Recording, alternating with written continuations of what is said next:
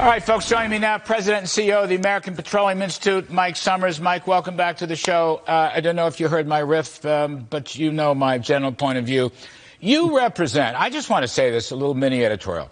You represent one of the finest industries in America, the best energy industry in the world, bar none, with the cleanest fossil fuels. Your industry, by the way, is going to be a leader when it comes to wind farms and solar and the rest, too, and renewables. They've already done that. And I wouldn't put it past you to do the nukes, too. That's how good those guys are. So I want you to hear Biden, again, yesterday, attacking your industry and also saying you're asleep. Here, let's just play this sound for 1 second. My administration has not stopped or slowed U.S. oil production. Quite the opposite. The problem is these guys are asleep. The problem is these guys are asleep. So I can just see Darren Woods and Mike Wirth and you, and you're all asleep at the switch.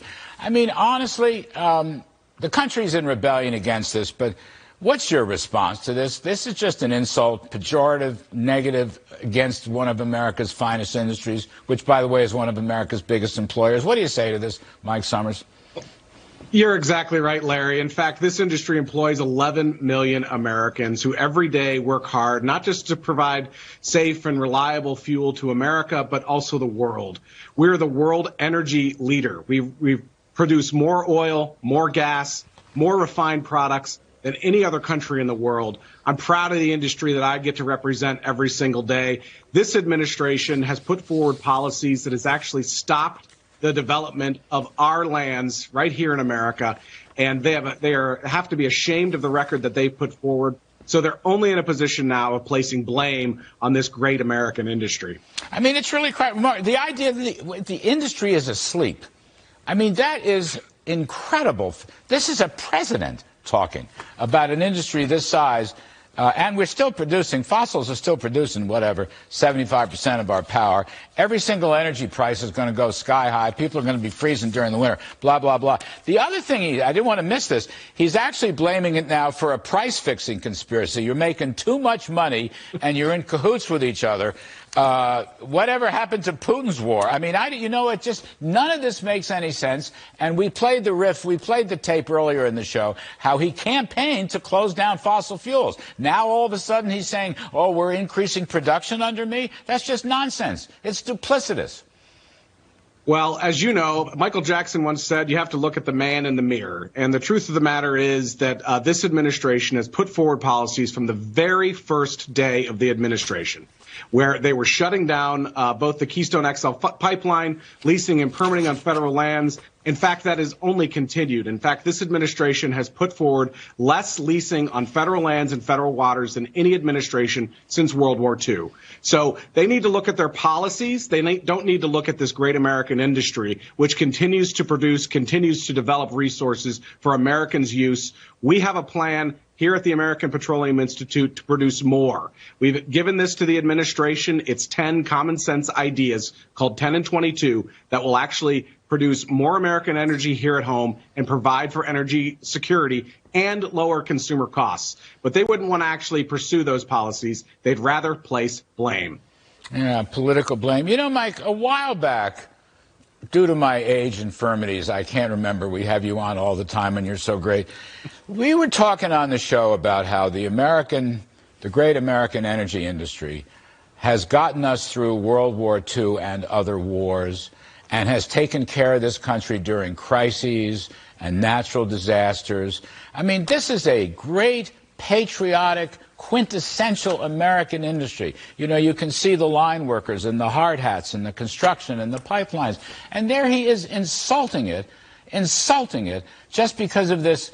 First of all, you know he's going to get whooped in the election coming up. And second of all, he's got a lot of crazy left-wing radicals behind it. I mean, this is a great industry. He's challenging your patriotism. Well, let's put it this way. Just earlier this week, Larry, I was in the great state of Louisiana, and I went offshore with one of our API member companies, where I was able to witness the men and women that work offshore 14 days on, 14 days off to produce the energy that we rely on every single day. These men and women are producing oil and gas from the Gulf of Mexico in the most safe and reliable way that the world knows how to produce it. And by the way, the barrels produced from the Gulf of Mexico are more than 50% cleaner than barrels produced elsewhere in the world. We should be proud of that record. We should be proud of these men and women who are producing this energy that we need, not just for to fill up our gas tank, but also to supply the polymers that are required for everyday life.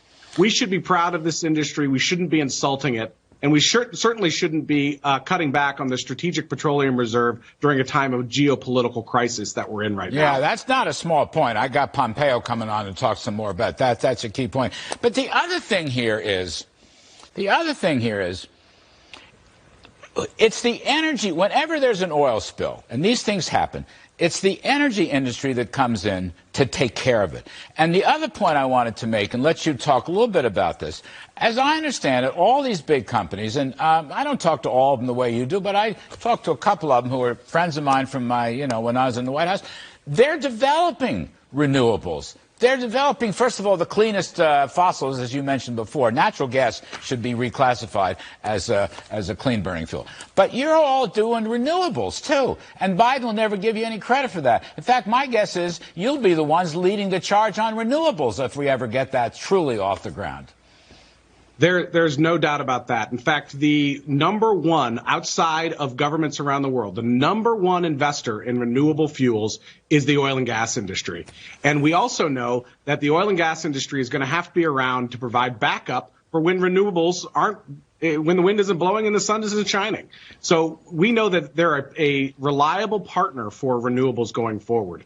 We also know that the International Energy Agency also says that 50% of our power is going to be coming from oil and gas in 20 years from now. So the only question that lawmakers should be answering right now is where that oil and gas is going to come from. We think it should be coming from the United States, not from regimes that are hostile to American interests. Yeah, well said. Mike Sommers, API, thank you, buddy. I appreciate your point of view. Appreciate you helping us out.